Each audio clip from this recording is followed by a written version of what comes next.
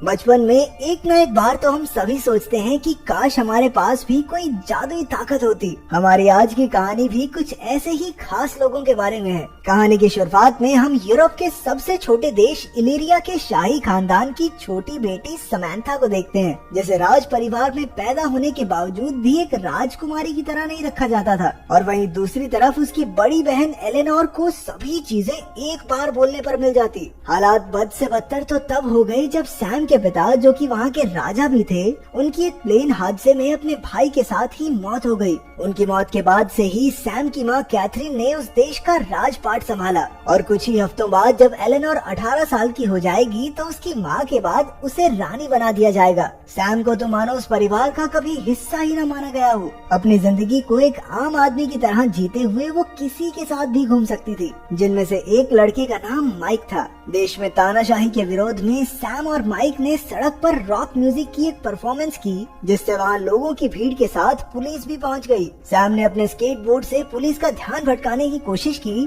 पर एक traffic sign से टक्कर होने की वजह से पुलिस ने उसे धर दबोचा। जब उसे वापस घर लाया गया तब उसने अपनी माँ को बताया कि देश के लोग सरकार से नाखुश हैं, पर कैथरीन ने तो इस बात को मानने से साफ इनकार कर दिया। अगली सुबह वो स्कूल में रोक्साना से मिली, जो उसी की तरह एक शाही खानदान की दूसरी बेटी थी। वो एक शांत मिजाज की लड़की थी जो अक्सर अपने आप में ही खोई रहती। रोक्साना को लाइव स्ट्रीमिंग करना बहुत पसंद था, जिसकी वजह से वो मशहूर भी थी। इसके बाद हमें एक हाई सिक्योरिटी जेल दिखाई जाती है, जहाँ पर 34 नंबर कैदी को अपने सेल में से एक कैपेसिटर मिला, जिसे उसने एक डिवाइस में लगाकर अपने गले में बंधा हुआ नेक कफ खोल दिया। ये करते ही उसकी सारी शक्तियाँ उसके पास वापस आ गयी और वो उन्हीं शक्तियों से जेल का दरवाजा तोड़कर वहाँ से निकल गया। इधर सैम और माइक अपने म्यूजिक कॉन्सर्ट की प्रैक्टिस में लगे थे। माइक ने सैम को एक कॉन्सर्ट में साथ चलने को कहा और वो भी मान गई। तभी वो एकदम हैरान रह गया जब सैम को उसके मुंह से गार्लिक नाम की स्मेल आई, जो उसने 2 दिन पहले खाया था। उस रात एलेनोर की रानी बनने से पहले की पार्टी अटेंड करते वक्त सैम को याद आया कि उसने तो माइक के साथ एक पार्टी में जाने का वादा किया था।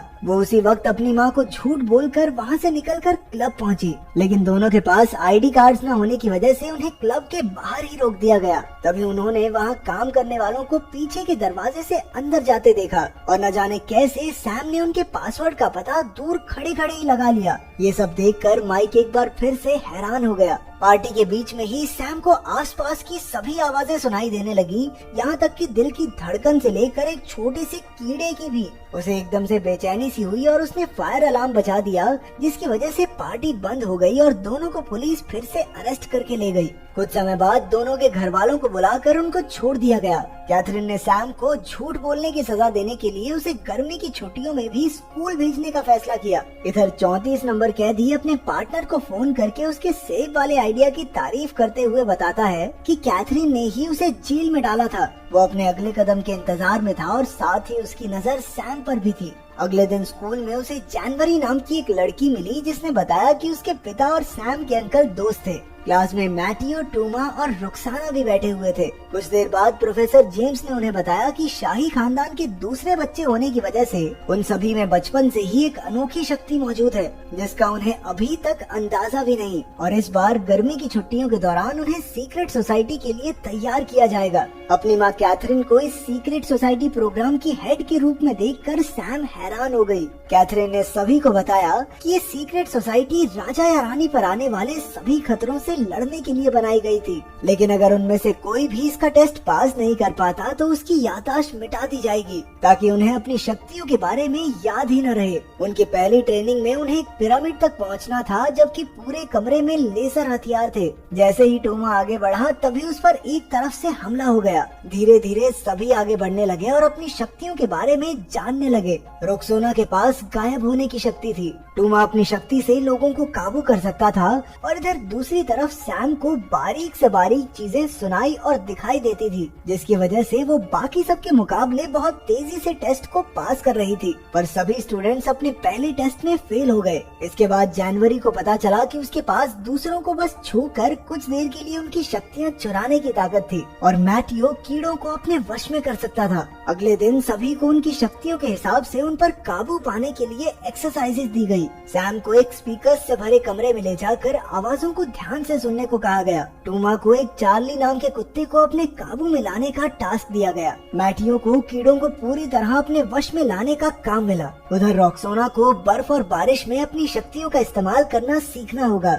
जनवरी को अपनी शक्तियों के दम पर एना से उसकी पानी के नीचे सांस लेने की क्षमता सीखनी थी। जेम्स ने बच्चों का टेस्ट लेने के लिए जानबूझकर सैम को जहरीला खाना पकड़ाया, जिसके बाद जनवरी ने सैम को अपना सेब खाने को दिया। उसी रात माइक के पिता ने उसे सैम को फोन करते देखा और न जाने क्यों बिना बात ही सैम से दूर रहने को कहा। अगले दिन सैम अपनी माँ से मिलने पहुंची, जिन्होंने उसे एक अंडरग्राउंड हेडक्वार्टर दिखाया। वहाँ बहुत सारी कीमती चीजें पड़ी थी, जिनमें से एक डीएनए बेस्ड नैनो डिवाइस था जो एक जैसे डीएनए वाले लोगों को टारगेट करता था। कैथरीन ने उसको अपनी शक्तियों पर काबू लाने के कुछ तरीके बताए। इसके बाद रॉक्साना को छोड़कर सभी बच्चों ने अपनी शक्तियों पर काबू पा लिया था। सिर्फ रॉक्साना ही आगे नहीं बढ़ पा रही थी, इसलिए जेम्स ने उसको इतने बिखरे हुए बालों में लाइव हो जाने की धमकी दी और ये सुनते ही रॉक्साना ने अपनी शक्तियों का इस्तेमाल करके खुद को गायब कर लिया।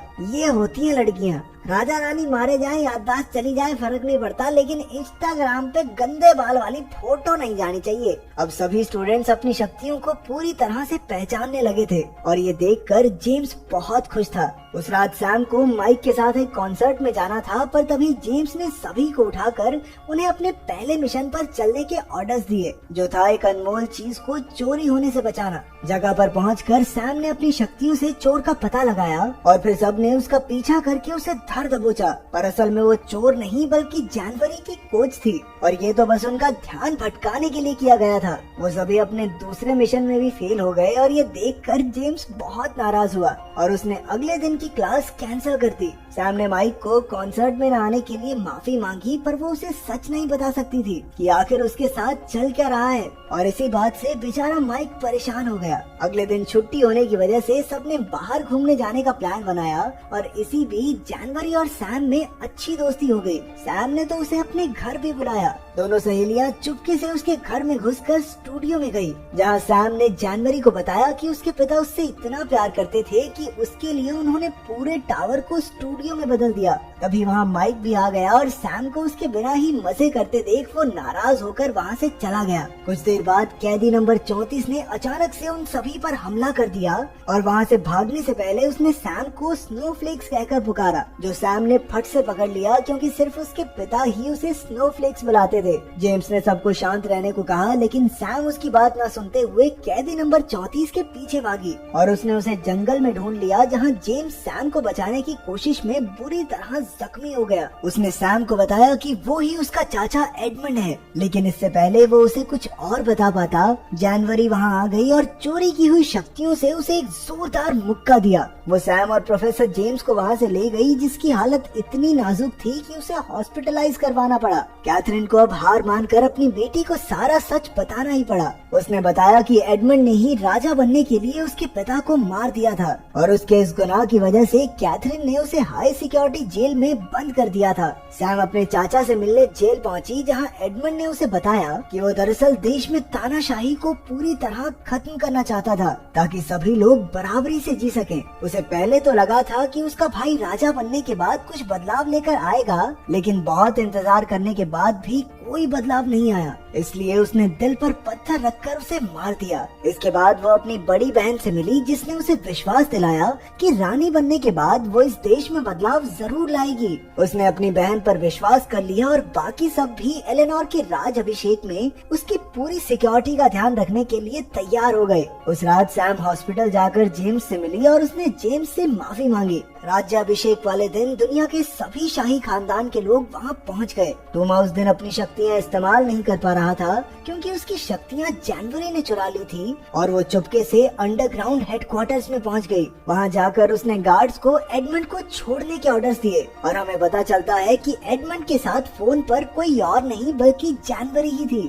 वो दोनों शुरुआत से ही मिले हुए थे। फिर उसने वापस जाकर अपने दोस्तों को अपना पीछा करने को कहा और उन्हें सेल में बंद कर दिया, लेकिन लेकिन मैथ्यू ने अपनी एक मक्खी की मदद से सैम को सारी बात बता दी। सैम ने अपनी शक्तियों का इस्तेमाल करके एडमंड को ढूंढ लिया और उसका पीछा करने लगी। इधर रानी का राज अभिषेक शुरू हो चुका था और एडमंड ने वहां पहुंचकर एक नैनो डिवाइस फिट कर दिया जो उन सभी लोगों को खत्म कर देगा जिनमें भी शाही खानदान का खून है। सैम को पता चल चुका था कि जानवरी उसके पीछे आ रही है। वो भागकर माइक के घर गई और उससे मदद मांगी। पहले तो माइक ने मना कर दिया, लेकिन जब सैम ने उसे अपना सीक्रेट बताया तो वो मान गया। दोनों ने फिर साथ में पहले जानवरी को पकड़ा, जिसने मान लिया कि वो एडमंड का साथ इसलिए दे रही है ताकि वो राज कर सके। इसके बाद उन्होंने बाकी सबको छुड़ाकर एक साथ एडमंड के खिलाफ लड़ने का प्लान बनाया। एडमंड का मानना था कि शाही खानदान के खत्म होने के बाद ही लोगों को असली आजादी मिलेगी। सैम, टूमा और रेक्सोना उसका ध्यान भटकाकर उसे एक कमरे में ले आए जहां पहले से ही एक डिवाइस फिट था जिससे एडमंड की शक्तियां कमजोर पड़ गई। माइक ने तब तक नैनो डिवाइस को रीप्रोग्राम कर दिया जिससे एडमंड उसके अंदर ही फंस गया। दूसरी तरफ राज अभिषेक बिना किसी परेशानी के पूरा हो गया और अब एलेनोर ही देश की रानी है। सैम, रेक्सोना, टूमा और मैथ्यू को सीक्रेट सोसाइटी में एक्सेप्ट कर लिया गया। प्रोफेसर जेम्स के ठीक हो जाने के बाद कैथरीन ने नई रानी को सीक्रेट सोसाइटी के बारे में बताया। रानी ने वादा किया कि इलीरा के लोगों को तानाशाही के साथ साथ एक सरकार बनाने का मौका भी दिया जाएगा ताकि सभी लोग पूरी आजादी से जी सकें। अचानक सभी को खबर दी गई कि जानवरी जेल से भाग गई है और अब उन सबको मिलकर उसे पकड़ना होगा। तो अगर तुम्हें चुनने का मौका मिले तो तुम कौन सी सुपर पावर चुनोगे, कमेंट्स में जरूर बताना।